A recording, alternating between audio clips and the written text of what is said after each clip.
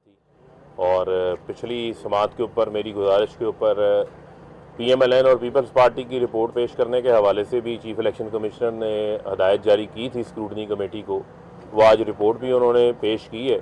Scrutiny committee का एक member जो है वो रिटायर हो गया है, जिस पे चीफ साहब ने ये कहा है कि हम लेटर लिखते हैं ऑडिटर जनरल ऑफ पाकिस्तान को कि वो एक मेंबर फराहम करें ताकि स्क्रूटनी कमेटी पीपल्स पार्टी और नून लीग के केस में भी जो अपना मामला है स्क्रूटनी का उसको मुकम्मल करके आगे बढ़ाएं। जिस पे जो स्क्रूटनी कमेटी के हेड हैं उन्होंने रिपोर्ट पेश की कि ये आइडेंटिकल नेचर के केसेस हैं और एक साथ इनकी समाअत हो रही थी, क्योंकि PTI के केस को उन्होंने मुकम्मल किया तो दूसरी जाने पीपल्स पार्टी और नून लीग के मौका के ऊपर एक मेंबर रिटायर हो गया, जिसकी वजह से कमेटी डिसफंक्शनल हो गई। अब कमेटी को दोबारा फॉल करने के लिए लेटर लिखा जाएगा, लेकिन बुनियादी तौर के ऊपर आज अकबर एस बाबर जो कि नून लीग के इजी लोड के ऊपर ये सारी कार्रवाई को आगे बढ़ा रहे हैं, ये तो अब कोई ढकी छुपी चीज़ नहीं है, उनको बेशुमार मायूसी का सामना करना पड़ा है, क्योंकि इस रिपोर्ट का जो सफ़ा नंबर 81 है वो इस हवाले से बड़ा वाज़ेह है, जिसके आखिरी पैरा में रिपोर्ट के 81 सफ़ा में ये लिखते हैं कि पटिशनर किसी किस्म का कोई भी क्रेडिबल और अथेंटिक एविडेंस या कोई डॉक्यूमेंट ऐसा फराहम नहीं कर सका। पटिशनर से मुराद अकबर एस बाबर हैं, जिन्होंने पिछले 7 साल से जो है वो चाय की प्याली में तूफ़ान बर्पा किया हुआ था। वो कोई अथेंटिक डॉक्यूमेंट, कोई ऐसा क्रेडिबल एविडेंस फराहम नहीं कर सके किसी कोर्ट ऑफ लॉ में पेश किया जाए। ये मैं नहीं कह रहा, ये वो स्क्रूटनी कमेटी कह रही है, जिस स्क्रूटनी कमेटी को बुनियाद बनाकर मीडिया के ऊपर खबरें चलाई गई। उसका सफ़ा नंबर 81 का आखिरी पैरा इस हवाले से बड़ा वाज़ेह है। अकबर एस बाबर को तो स्क्रूटनी कमेटी ने जो है वो फारिग कर दिया है, उनके पल्ले जो है वो कुछ नहीं छोड़ा। और इस रिपोर्ट के अंदर जो हम पे इल्ज़ाम लगाते थे कि जनाब भारत से और इज़राइल से फंडिंग आई है, कहाँ इस रिपोर्ट के अंदर लिखा हुआ है कि भारत और इज़राइल से फंडिंग आई है? हमें जरा आप वो भारत और इज़राइल की फंडिंग वाले सबूत तो फराहम कर दें। इसी इलेक्शन कमीशन के बाहर मरियम सफदर आके तकरीर करके गई थी ना कि इज़राइल और भारत से फंडिंग आई है, उसका कोई सबूत यहाँ पे सामने नहीं आया इस स्क्रूटनी कमेटी की रिपोर्ट के अंदर। ना ही कोई फॉरेन फंडिंग जो है वो साबित हुई, ना ही फॉरेन फंडिंग से मुतल्लिक इस रिपोर्ट के अंदर किसी किस्म का कोई सबूत फराहम किया गया, कोई फाइंडिंग फराहम की गई।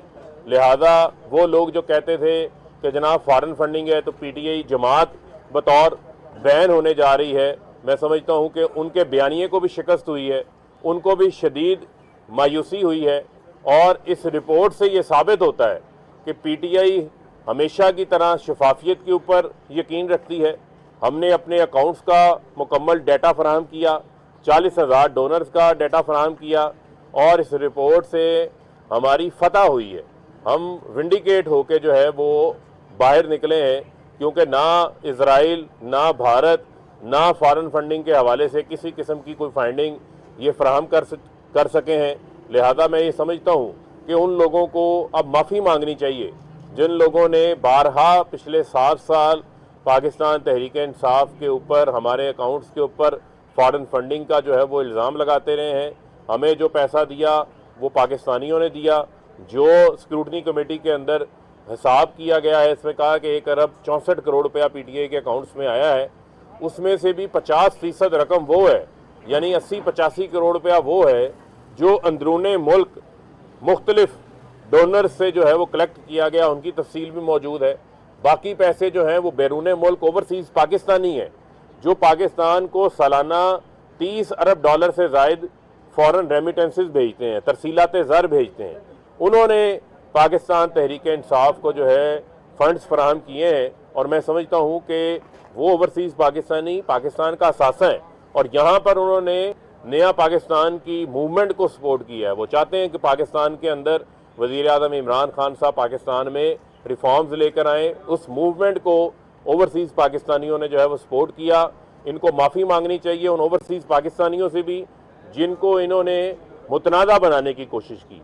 जहाँ तक रह गई बात कोई एरर्स के हवाले से, कोई कैलकुलेशंस के हवाले से, वो डबल एंट्रीज जहाँ पर कैलकुलेट हुई हैं, जो 30-31 करोड़ रुपए के वेरिएंस की बात करते हैं, वो PTI ही सेंट्रल सेक्रेटेरिएट के अकाउंट से जो हमारे रीजनल अकाउंट्स हैं, लाहौर का अकाउंट है, पेशावर का अकाउंट है, हमारा कराची का अकाउंट है, वहाँ पर दफ्तरी अखराजात को पूरा करने के लिए, वहाँ लोकल कैंपेन्स को सपोर्ट करने के लिए जो सेंट्रल सेक्रेटेरिएट के हमारे अकाउंट्स हैं, उन अकाउंट से जो है वो पैसे ट्रांसफ़र किए गए हैं। क्योंकि स्क्रूटनी कमेटी ने बैंक्स अकाउंट्स की क्रेडिट साइड को कैलकुलेट किया है, लेकिन क्योंकि फ़ंड्स फराहम करने वाली जो वो वेरिएंस आ रहा है उसमें चूँकि पीटीआई के अपना सेंट्रल सेक्रेटेरिएट उसका सोर्स है, तो वो भी हम जो है वो रिकनसाइल करवाएंगे।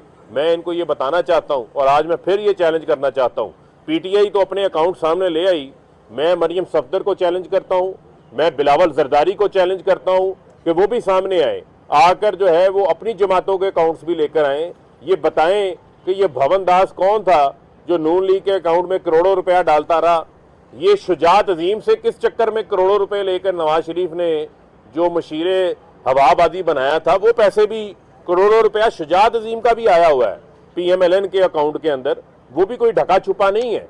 ये इनको आगे हिसाब देने पड़ेंगे। इनको जो है वो आरिफ नकवी तो बहुत याद आता है, वो भी पाकिस्तानी है ना, ये आगे ज़रा हिसाब दें उस शुजात अजीम का भी, ये भवन दास का भी बताएं कि ये भवन दास कौन है। ये जो 64 करोड़ रुपए का नून लीग के अकाउंटों से हिसाब नहीं निकल रहा, ये जो 9 अकाउंट्स इन्होंने नून लीग ने छुपा के रखे हुए हैं, जिसको डिस्क्लोज नहीं किया इन्होंने इलेक्शन कमीशन में, उसका हिसाब भी दें। और मैं बिलावल को भी ये कहूँगा कि आपने भी 35 करोड़ का हिसाब देना है, आप भी वो हिसाब दें आके। आपके भी 11 अकाउंट्स जो हैं वो पीपल्स पार्टी ने भी छुपा रखे हैं, ये स्टेट बैंक की रिपोर्ट के अंदर सामने आया है, वो हकाइक भी जो है वो सामने आने। और मैं इलेक्शन कमीशन से फिर ये सदा करूँगा कि जल्द से जल्द जो है वो स्क्रूटनी कमेटी को फाल किया जाए। और हमारा आज भी वो मुतालबा अपनी जगह के ऊपर कायम है कि आप पीटीआई के केस को आगे बढ़ाएं, चलाएं, हमें कोई एतराज़ नहीं है। हम तो इंशाल्लाह इस रिपोर्ट में भी फतह याब होकर निकले हैं और आइंदा भी जो है वो हमारे अकाउंट्स में किसी किस्म की कोई डिस्क्रिपेंसी, किसी किस्म की कोई खिलाफे कानून जो है वो कोई चीज़ सामने नहीं आएगी। लेकिन ये पीपल्स पार्टी और नून लीग का भी हिसाब लें।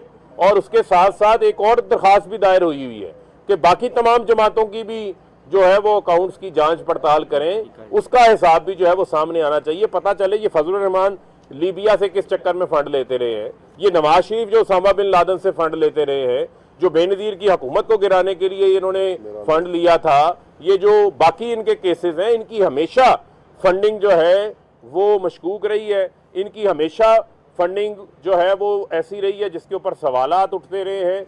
इनकी हमेशा फंडिंग जो है वो इंटरेस्ट ग्रुप से रही है। पाकिस्तान तहरीक इंसाफ ही वाहिद जमात है जिसके फंड्स भी साफ हैं, जिसका बेहतरीन अकाउंट्स का निज़ाम है, जिसके ऑडिटर्स टॉप रेटेड हैं।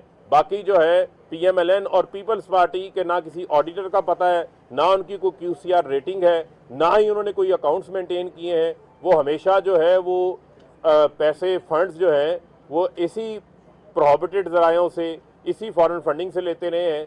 और हमें यूके यूएसए एलएलसी का ताना देने वालों से मैं ये भी सवाल करना चाहता हूँ कि ये पीएमएलएन यूएसए एलएलसी जो रजिस्टर्ड है, इसका हिसाब किसने देना है? मरियम साहबा वो हिसाब भी दें।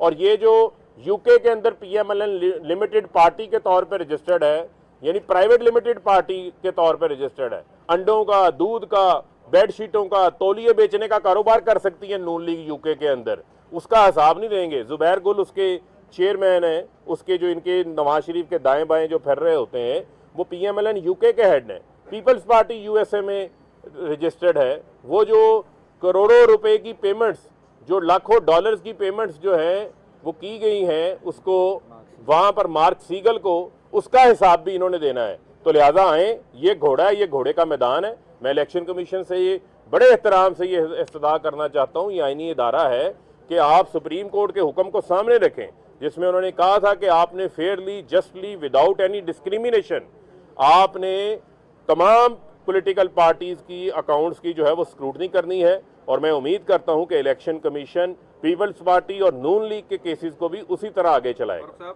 अली अमान साहब को एक मिनट बात करें। फरूख साहब, 40,000 जो डोनर्स हैं, आपने उनका हिसाब दिया, क्या शनाख्ती कार्ड के उनके नंबर दिए गए? और दूसरी जमातों की क्या सूरत हाल है, क्या उन्होंने अपने डोनर्स का हिसाब दिया है? खासतौर पे जो देखें, हमारे पास हमने जो अपना हिसाब दिया है वो तमाम रिकॉर्ड हमारा नोटराइज्ड है। उनकी तमाम जो है वो बैंक स्टेटमेंट्स मौजूद हैं, उनकी तमाम जो कैश रिसीप्ट्स हैं वो मौजूद हैं। PMLN के जब हम मामला देखते हैं तो रकूम लिख दी है 5 करोड़ 10 करोड़, पूछा जाए ये पैसे किसने जमा करवाए हैं, ये मियाँ साहब को चलते चलते किसी ने 5 करोड़ रुपया पकड़ा दिया था, ये किसने जमा करवाए हैं, ये तो बंदा ही फौत हो गया, अब हमें तो पता ही नहीं है, ये मिल ही नहीं रहा, ये किसने जमा करवाए थे। ए मियाँ साहब ने 5 करोड़ शुजात अजीम ने दिता सी, अच्छा 5 करोड़ दिया था, वो 5 करोड़ इसी चक्कर में दिया था जिस चक्कर में रिश्वत लेके मशीरे हवाबाजी लगाया था, उसके बाद कितने फ़ायदे लिए थे। इन तमाम चीज़ों का हिसाब देना पड़ेगा। ना PMLN ना पीपल्स पार्टी, ना इनकी कैश रिसीप्ट्स मिलती हैं, ना बैंक रिसीप्ट्स मिलती हैं, ना बैंक ड्राफ्ट मिलते हैं, ना बैंक स्टेटमेंट से इनका कोई रिकॉर्ड मिलता है, जबकि हमने ये तमाम चीज़ें जो हैं वो जमा करवाई हुई हैं अपने हिसाब के साथ बतौर डॉक्यूमेंट्री एविडेंस के तौर। क्रिकेट एकेडमी पे भी बता दें कि ये क्या मामला है। क्रिकेट एकेडमी जो देखें, जो वोल्टन क्रिकेट की बात करते हैं वो एक चैरिटी मैच हुआ था, वो एक पाकिस्तानी है, उनकी वहाँ पर फर्म है आरिफ नकवी, किसी से ढके छुपे नहीं है, उन्होंने वहाँ से जो है वो चैरिटी मैच हुआ, पाकिस्तानियों ने पैसे दिए, उनका रिकॉर्ड भी मौजूद है। वो पैसे बैंकिंग चैनल से पाकिस्तान आए हैं, ये लफ्ज़ मैं दोबारा दोहराना चाहता हूँ।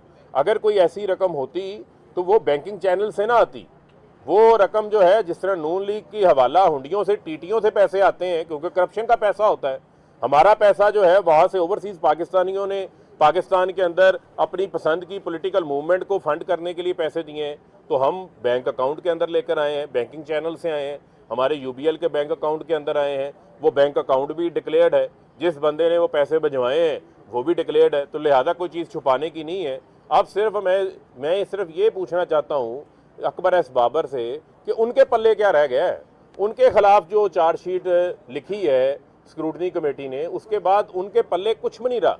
यही वजह थी कि आज इलेक्शन कमीशन में उनके वकील जो है वो रोना धोना शुरू किया हुआ था, शोर मचा रहे थे, आवाज़ को ऊंचा कर रहे थे, कमीशन की जो वहाँ पर एहतराम है उसका भी जो है वो ख्याल नहीं रखा जा रहा था। लेकिन मैं फिर इनको कहूँगा कि इनके पास ना स्क्रूटनी कमेटी में कुछ निकला है, ना ही इंशाल्लाह आगे जो इलेक्शन कमीशन की हियरिंग है उसमें कुछ निकलेगा। सर ये बताइएगा, इस्लामाबाद में स्पेशली सोशल मीडिया पे अफवाहें चल रही हैं कि इमरजेंसी लग रही है, असम्बलियां जा रही हैं और सदारती निज़ाम आ रहा है, इससे क्या कहेंगे? देखें, आज तो इलेक्शन कमीशन के हवाले से इजलास था, मुझे तो इसकी मालूमात है, बाकी आपको शायद मेरे से ज़्यादा मालूमात हो, मुझे कोई मालूमात नहीं। बतौर वज़ीर आप बता रहे हैं कि कोई इमरजेंसी की मेरे ख्याल में तो आज का इशू तो जो है वो फंडिंग केस है, जिस हवाले से आप बात कर रहे हैं ये मेरी नॉलेज में भी नहीं है, ना मेरी इन्फॉर्मेशन। नहीं, आजकल जो स्टोरी चल रही है वो 4 बंदे नून लीग ढूंढ रही है जो चुपके चुपके रात को जाके मिले।